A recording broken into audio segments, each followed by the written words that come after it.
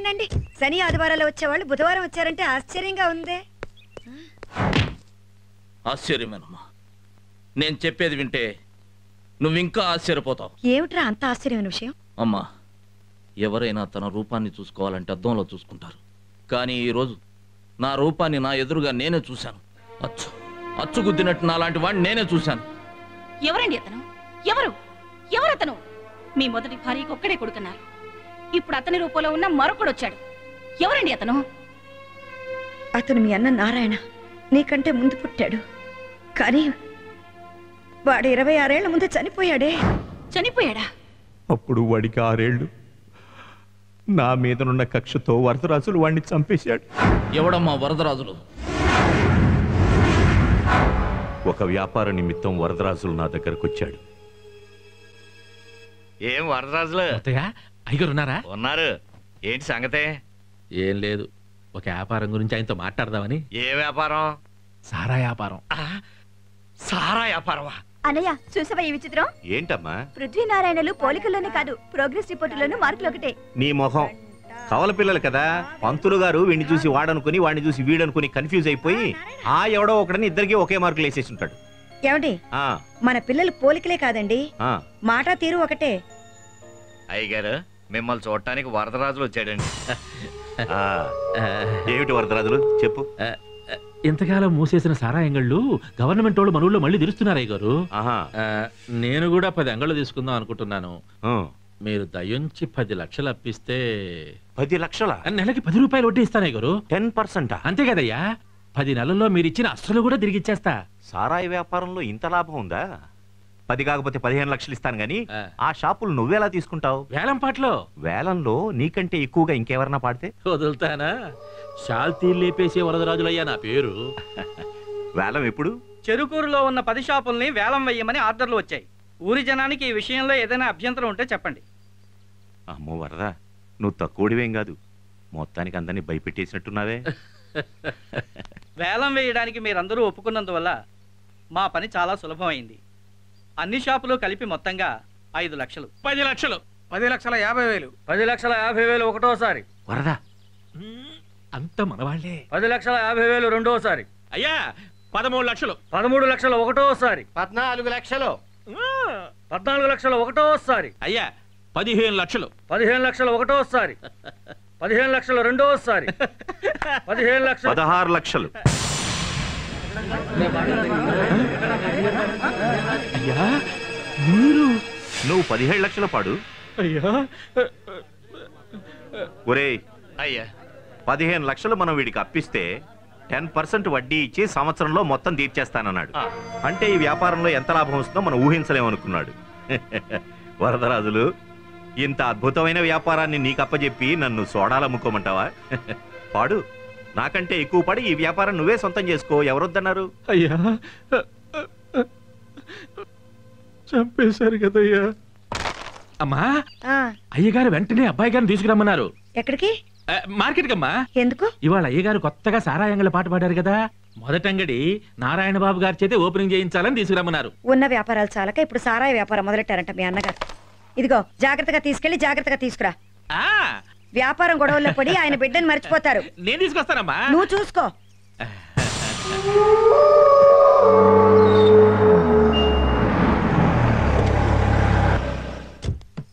ఏమండి, కొత్త వ్యాపారం మొదలెట్టారట, ఒకేసారి చాలా షాపులు వేలం పాడారట.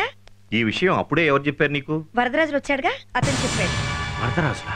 అదేంటండి, మన కొత్త షాపు బాబు చేత ఓపెనింగ్ చేయించాలని మీరు చెప్పారని తను బాబుని తీసుకెళ్లాడే. ఇంతకీ నారాయణేడి? హలో, రాయుడు గారు ఉన్నారండి? ఉన్నారండి. అన్నయ్య, నీకే ఫోన్. నేనయ్యా వరదరాజుల్ని.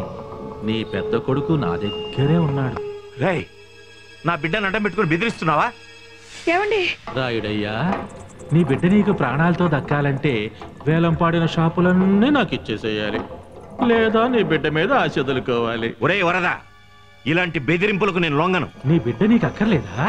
నాకు వ్యాపారమే ముఖ్యం, బిడ్డ కాదు. అంటే వ్యాపారం కోసం బిడ్డనైనా వదులుకోవడానికి సిద్ధపడ్డావన్నమాట. రాయుడు, రాయుడు, చంపేస్తాను, నీ బిడ్డను చంపేస్తాను. మాట్లాడు. నానా, షాప్ లో ఇచ్చేసి నేను తీసుకెళ్ళు నానా. ఏమైందండి? అమ్మ నుండి నన్ను దూరం చేయదు నాన్న, అమ్మని చూడాలంది నానా. విన్నావుగా రాయుడు నీ కొడుకు మాటలు? ఒరేయ్, దేవుడు నాకు 2 బిడ్డల్ని ఇచ్చాడు. అందులో ఒక్కడే దక్కాలని రాసుంటే నేను చేయగలిగిందేమీ లేదు. ఇంకొక గంట మాత్రమే నీ కొడుకు ప్రాణాలతో ఉంటాడు. ఈలోగా నువ్వు మనసు మార్చుకొని కొడుకు కావాలనుకుంటే గుడి దగ్గరకు వచ్చి నీ షాపుల లైసెన్సులన్నీ నాకు అప్పచెప్పు. ఇంకొక గంట మాత్రమే రాయుడు, 1 గంట. ఏమండి ఏమండి, మీకు కన్నబిడ్డ కన్నా వ్యాపారమే ముఖ్యమై ఉండొచ్చు, కానీ నాకు మీకంటే నా కన్నబిడ్డ ముఖ్యం. నా కన్నబిడ్డ నాకు కావాలి, నా నారాయణ నాకు కావాలి, నా నారాయణ. ప్లీజ్ ప్లీజ్ ప్లీజ్, వాడి బెదిరింపులకు లొంగకూడదని అలా అన్నాను, కానీ నా బిడ్డ మీద నాకు ప్రేమ లేదా? వాడిని నేను పోగొట్టుకుంటానా? చూడు, నారాయణ్ని 1 అరగంటలో వాడి దగ్గర నుంచి తీసుకొస్తాను చూడు. నారాయణ. వరదరాజు, వరదరాజులు, ఇచ్చేస్తాను రా. నువ్వు అడిగిన షాపులన్నీ ఇచ్చేస్తాను. ఎక్కడ నా బిడ్డ ఎక్కడరా?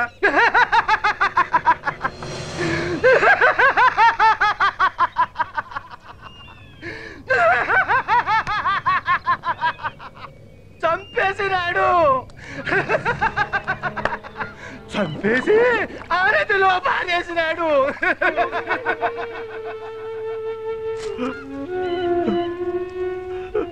నారాయణ, నారాయణ. లక్ష్మి, లక్ష్మి, ఎక్కడికి వెళ్తున్నావు లక్ష్మి? వీడిని మనిషిగా పెంచుకోవడానికి. ఏమండి, ఎవరైనా పెళ్ళాం బిడ్డల కోసం వ్యాపారం చేస్తారు, కానీ వ్యాపారం కోసం బిడ్డల్ని చంపుకుంటారండి. మీరు కసాయి వారండి, కసాయి వారు. మీలాంటి వ్యాపారంతో నేను కాపురం చేయలేనండి. మీ మొహం చూడటం కూడా నాకు ఇష్టం లేదు, ఇష్టం లేదండి. రేపు మీ స్వార్థం కోసం మా ఇద్దరిని కూడా మీరు చంపుకుంటారు. నన్ను వదలండి, నేను వెళ్తాను, వదలండి నన్ను.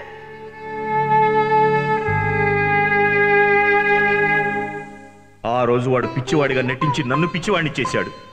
నారాయణ చచ్చిపోయినట్లుగా నన్ను నమ్మించాడు. అయితే ఆ వచ్చినవాడు చచ్చిపోయాడు అనుకున్న నా పెద్ద బాబు నారాయణ అనుకుంటాను. నారాయణ ఇంకా బతికే ఉన్నాడనమాట. ఖచ్చితంగా అతన్ని పెద్ద కొడుకు నారాయణేనమ్మా. నా అన్న నారాయణే. నేను నా బిడ్డను చూడాలి, నన్ను ఆ ఊరికి తీసుకెళ్ళవా? నారాయణ ఎలాంటి వాడో తెలియకుండా అతన్ని ఎలా చూస్తావమ్మా? పృథ్వీ. అవునమ్మా, నేను చిన్న తప్పు చేస్తేనే శిక్షించే మా అమ్మ ఆ కొడుకు మంచివాడా చెడ్డవాడా అనేది తెలియకుండా అతన్ని కలవకూడదని నేనుగా అనడం లేదు, ఒక పోలీస్ ఆఫీసర్గా అనుకుంటున్నాను. అలాగేనయ్యా, పోలీస్ ఆఫీసర్ అయిన నీకు ఎలాంటి చెడ్డ పేరు రాకూడదు, నేను రానివ్వను. నువ్వు వెళ్ళి వాడు ఎలాంటి వాడో చెప్పే వరకు నేను వాడు మొహం కూడా చూడను. నేను చూడయ్యా.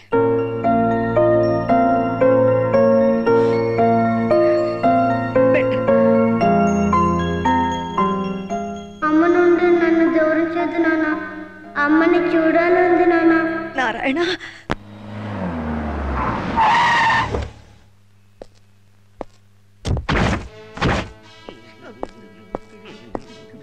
ఏయ్, ఏంటి కంగారు? మీరు భయపడే రాయుడు వచ్చాడా, మిమ్మల్ని భయపెట్టే నరేంద్ర వచ్చాడా? వాళ్ళిద్దరూ కాదు సార్, మమ్మల్ని అందరినీ భయపెట్టించే పర్సనాలిటీ వచ్చాడు సార్.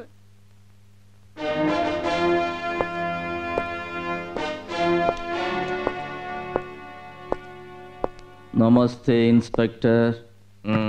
I am Narayana.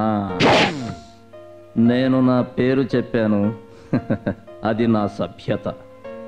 మీరు మీ పేరు చెప్పనే లేదు, మీ అసభ్యత. ఇన్స్పెక్టర్ పృథ్వీ. 26 సంవత్సరాల క్రితం నేను ఆ పేరు పిలిచేవాడిని. ఏం కావాలి? అమ్మ, నా అమ్మ.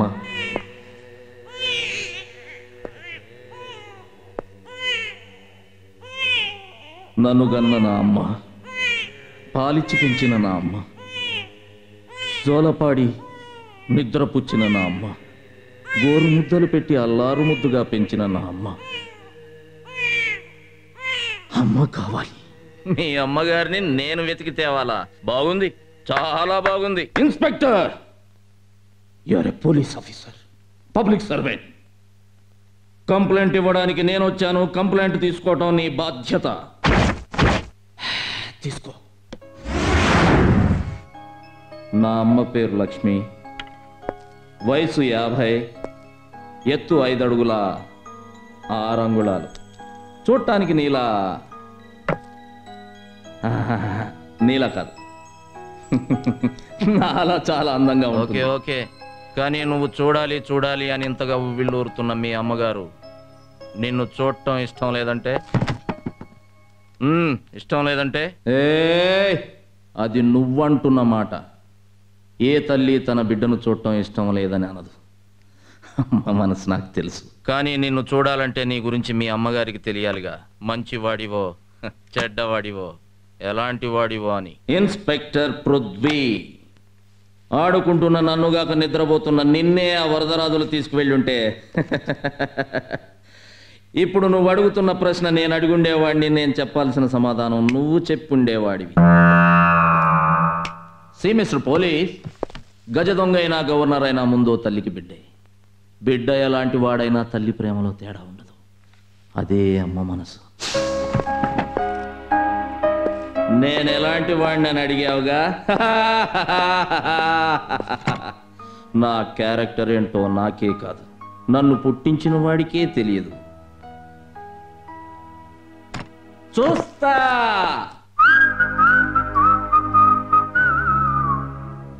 ఈరోజు నా జీవితంలో ఎంతో ప్రియమైన రోజు. నేను డ్యూటీలో జాయిన్ అయిన రోజు. ప్రతి సంవత్సరం ఈ రోజున యూనిఫామ్ తో అమ్మ దగ్గర ఆశీర్వాదం తీసుకుంటానుగా.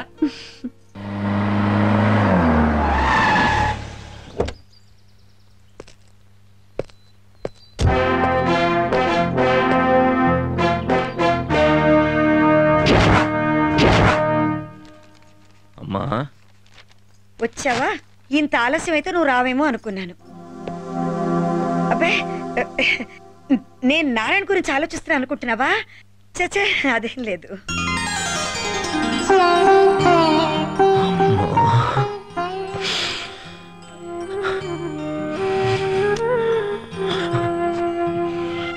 ఏమిట్రా? పచ్చడి పొంగరమా?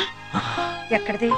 నేను కష్టపడి దాచిన డబ్బుతో నీకు ఉంగరం చేయించాలనుకున్నాను. కట్టుకున్నవాడు కొని తెచ్చిన మొట్టమొదటి చీర కంటే కన్నబిడ్డ తన సంపాదనతో ఇచ్చిన మొదటి కానుకే తల్లికి ఎంతో అపురూపం బాబు. ఇవాళ నాకెంతో సంతోషంగా ఉందిరా. నాకు కూడా నా జీవితంలో ఈ రోజు ఎంతో ఆనందంగా ఉందమ్మా. ఈ రోజు నువ్వు డ్యూటీలో జాయిన్ అయిన రోజు కదూ? నేను మర్చిపోయాను రా, ఉండొస్తాను.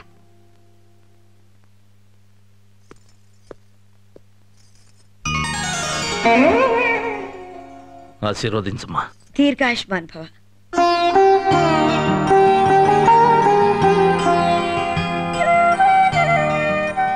నారాయణ్ని చూసావా పృథ్వీ? లేదు, నారాయణ్ని చూడమని అడగటం లేదు. ఒకవేళ నువ్వు వాడిని చూస్తే నేను నీతో ఉన్నానని మాత్రం చెప్పొద్దు. నీ గురించి అతనికి ఎందుకు చెప్తానమ్మా? అతనికి అనుక్షణం నీ గురించేనమ్మా. నిన్ను ఎలాగైనా సరే చూడాలని ఆశపడ్డాడు. అతను ఆశ నిరాశ కాలేదు. ఏమిటా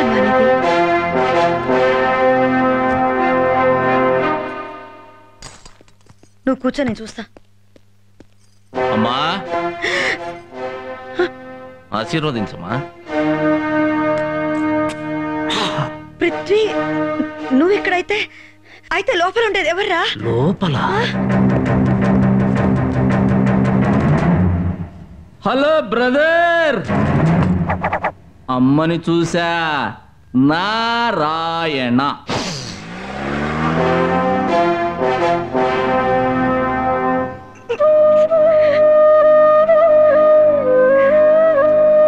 యాహూ, అమ్మని చూసా.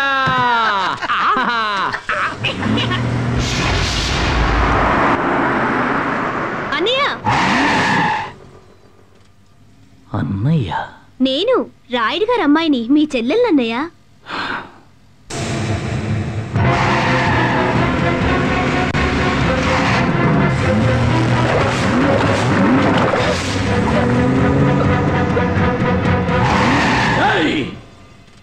మా అమ్మ? మీ అమ్మ? మా అమ్మ చీ అని విసిరేసిన కాపురంలో ఎడమకాలు పెట్టిన దానికి పుట్టిన పిల్లవి నువ్వు నాకు చెల్లెలేంటి?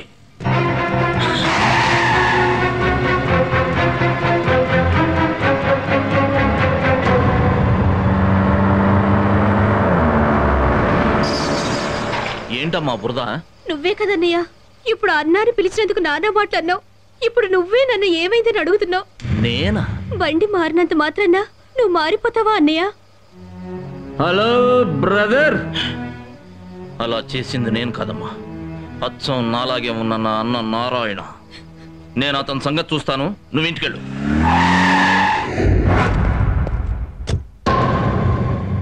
వెల్కమ్ వెల్కమ్ ఇన్స్పెక్టర్, నా ఇల్లు వెతుక్కుంటూ వచ్చావు. థ్యాంక్స్. ఏం తీసుకుంటారు?